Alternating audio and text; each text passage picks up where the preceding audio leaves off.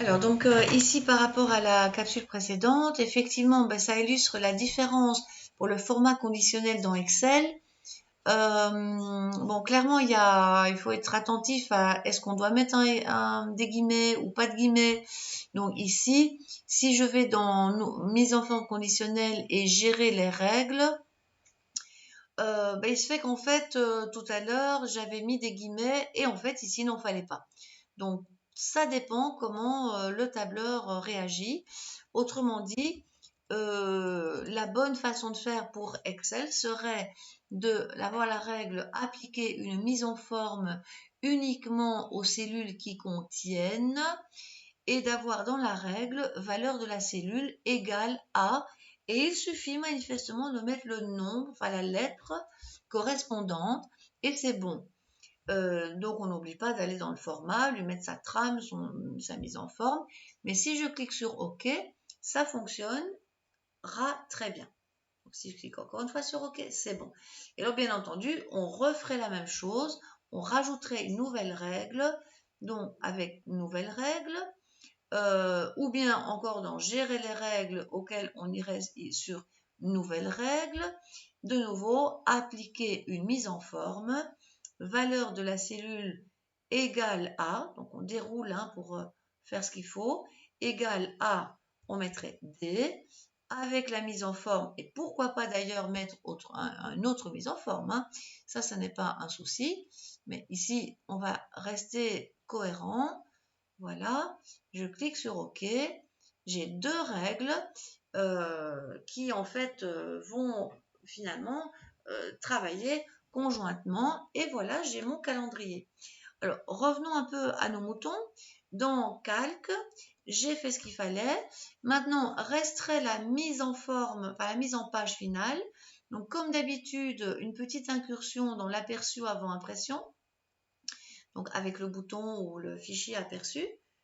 Voilà, donc là, évidemment, ça ne va pas du tout, puisqu'il est en fait, il est en portrait par défaut, donc on voit bien sûr que ça ne va pas, mais très rapidement, ça va fonctionner, bien sûr, parce que on va le mettre en paysage, on va peut-être déjà d'emblée le mettre en horizontal vertical, vu qu'il va quand même bien prendre toute la taille.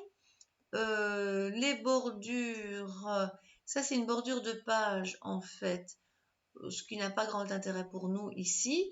Les en-têtes, on enlève l'en-tête, ou alors on en profite ici pour mettre d'ailleurs le calendrier, le titre, c'est le calendrier de l'année.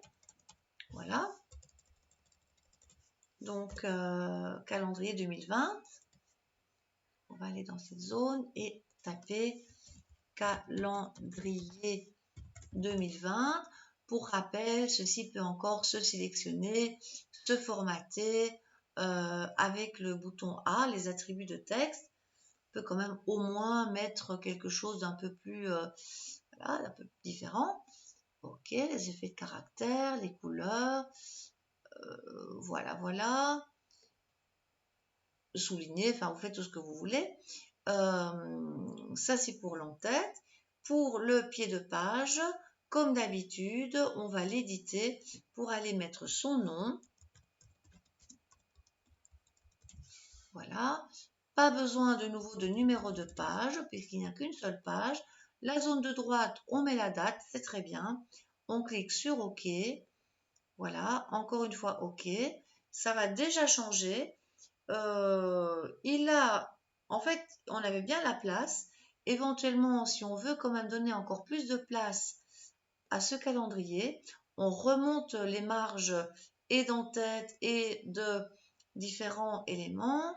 Voilà, parce qu'alors on pourrait justement utiliser la fonction photocopie, la fonction d'échelle, pour vraiment l'adapter à la page. Donc là, je diminue le plus possible, enfin, ou plutôt j'augmente le plus possible l'espace alloué à mon calendrier. Voilà, je remonte ça le plus possible, celui-là aussi. Ici, il est fort centré, donc il est centré verticalement, c'est pour ça qu'il est vraiment au milieu. Mais en utilisant sans exagération la fonction d'échelle, que j'appelle photocopie, mais qui est mentionné sous la version, je crois que c'est dans Feuilles, facteur d'échelle, éventuellement, on peut éventuellement augmenter un petit peu. Hein. Bon, n'exagérons pas.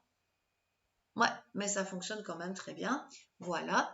Alors, je m'aperçois que l'exercice demandait plutôt aussi des bordures. Donc, on va quand même sauver ce travail. Voilà, donc un petit CTRL S fait toujours du bien. Et on va simplement lui mettre une bordure toute simple. Donc, ici, je vais voir si ce que je fais fonctionne. Voilà, donc voilà, donc ici on continue, on va juste mettre des bordures, c'est tout simple.